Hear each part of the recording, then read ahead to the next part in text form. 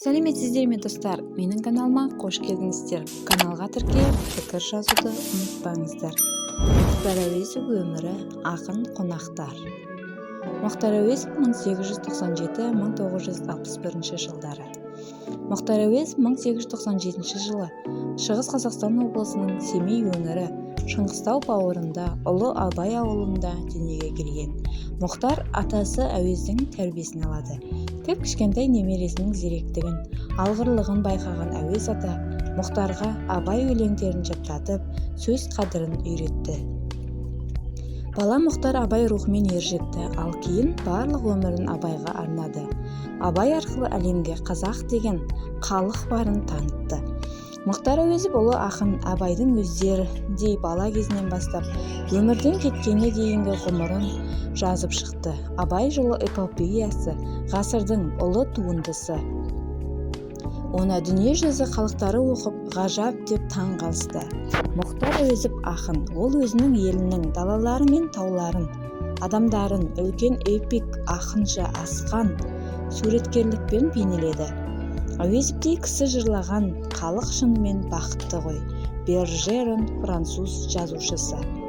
Өз басым өзге елге сапарға шығып, өзге жұрттың табалдырығын аттай қалсам, әрқашан қасиет тұтып, өзімен бірге ала жүретін екі түрлі ұлттық асылым бар. Бірі Манас, бірі Мұхтар Әуезовтің Абай жолы. Шыңғыс Айтматов. Халқымыздың шежіресінде болған мақтанышымыз болған асыл дүниемен сендер де таныс боласыздар. Шығарманы оқып, өздеріңмен жақсы қарайлас, Абай мінезінен үлгі аласыздар. Мұхтар Әуезовтей ұлы жазушымыз болғанын мақтан етеміз. Ақын, қонақтар, Абай жолы романынан. Биыл Абайдың жасы 13-ге толған еді. Денесі де бір аралық кейіпте. Бойы өскен, қол-аяғы ұзарған, бұрын мұрны шолақтау болушы еді, биыл біраз ұзарып қалыпты. Бет бейнесі баладан гөрі ірілеңкіреп, бала бозбалалық қалпына бейімделген. Бірақ әлі сол мүсінде үлкендік жоқ, толық балғын емес, сыйдиып арықтап құр созылған сияқты. Күн көрмей өскен реңі солғын, бойшаң ғана өсімдік бейнелес. Бұрын қара болушы еді, бетінің қызылы да бар еді. Қазірде қаладан қайтқандық және ауру қосылғандық бар ма, әйтеуір бозғылданған. Сұйықтау қоңыр шашының арасынан бас құйқасы да қылаңданып көрінеді. О да ауырғандық пен күн көзінде болмағандық белгісі. Абайдың осы сияқты қалпына ендігі мінез машығы да бір алуан боп өзінше үйлесті. Ол атқа мініп жүруге жарағанымен үйден көп шықпайды. Өзге баладан гөрі басқа бір ермек, бөлек бір дос тапты. Онысы әсіресе әжесі. Одан қала берсе шешесі. Абай биыл ғана анық бағалады. Бұның әжесі бір түрлі бір шебер әңгімеші екен. Қызық сөйлейді. Әңгімесінің барлық жерін дәмді қып, қызықтырып айтады. Әуелі Абай ауыра бастағанда бір күні кешке ұйықтай алмай жатып, әжесінен әңгіме айтуды сұраған.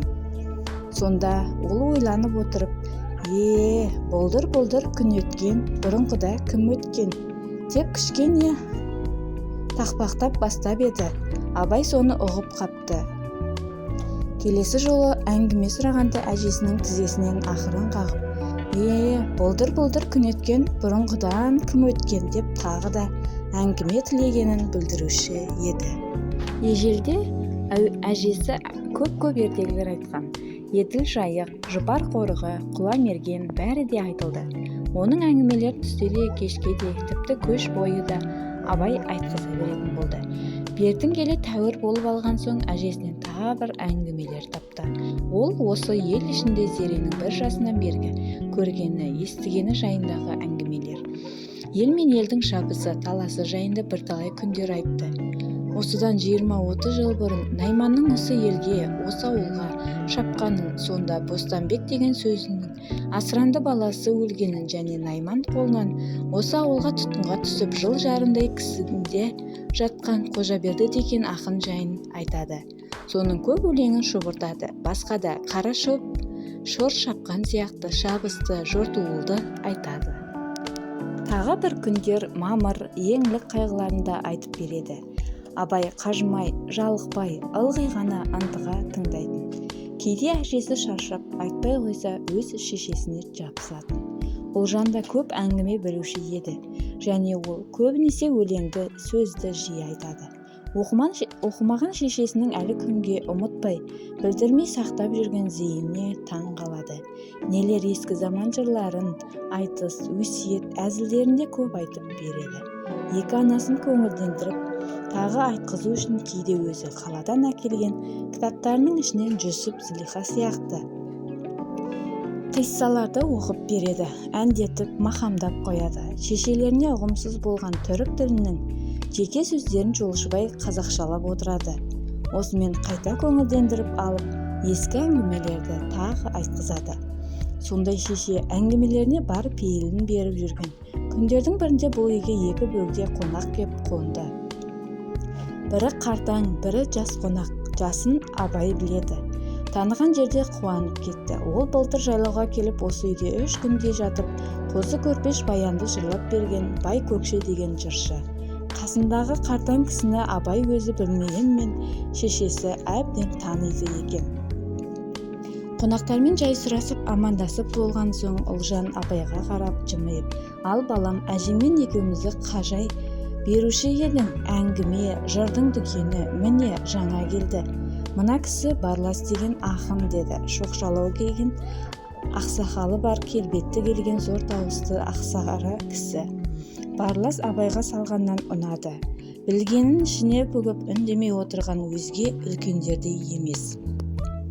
Барлас іле сөйлеп кететін жарқылдақ, ашық, осы үйде талай күннен жатып жүрген ауыл адамы сияқты. Балам, шешеңнің судай төгілген, тыңдаушың бордай егілген дегендей сөйлеуде. Тыңдауды да сүйген ел дағы. Тыңдауға өзің жалықпасаң, айтуға Бай Көкше жалықпас деп жас жолдасына қарап күліп қояды. Үй іші тегіс қош алған соң, екі ақын да оңай шешіледі. Осы түнде ас піскенге шейін Барлас Қобланды батыр жырын жырлады. Абайдың қазақ аузынан да кітап ішінен де өмірі естіп білмеген ең бір сұлу, ең бір әсерлі, күшті жыры осы еді.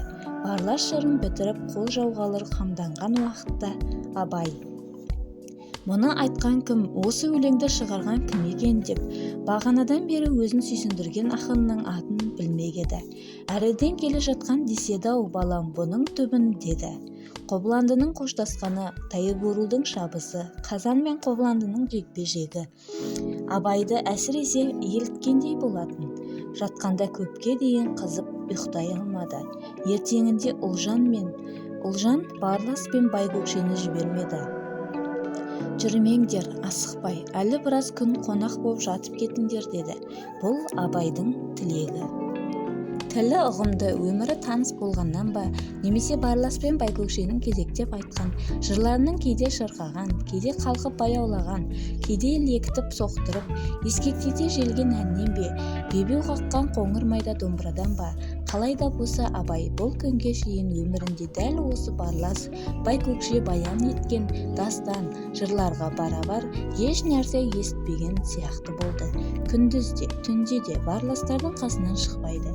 Екі ақын Ұлжан үйін барлық осы үлкен ауылға қан базардай қалың жиын үйі қып берді. Осы жолы Абай әрі өзі ысылып, әрі шешесі арқылы салмақ салып, Барлас пен Бай Көкшені дәл бір айдай жібермеді. Бұл уақыттарда жас бала Барлас Бай Көкшемен біржолата дос, жақын боп алды. Бертін келе түнде ол Барластың қойнына кіріп те жатады. Күндіз барынша күтеді.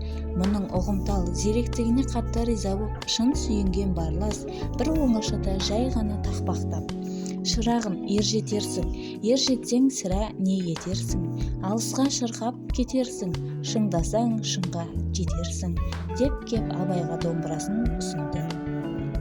Ертеңінде ақындар аттарын ерттеп жүрерге қамданғанда абай шешесін тысқа шығарып алып: «Апа, екеуіне де жақсы қып тұрып сый беріп аттандыршы», деді. Ұлжан үндеген жоқ.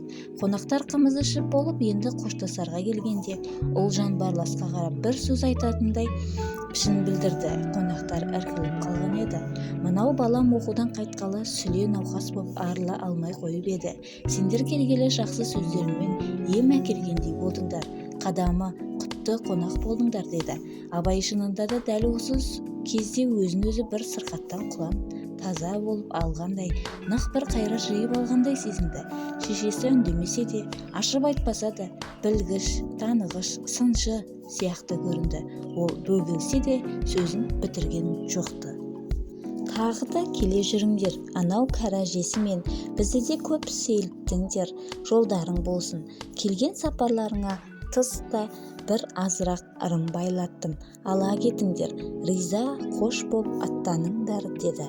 Абай тысқа шығып, Барластарды аттандырып салды.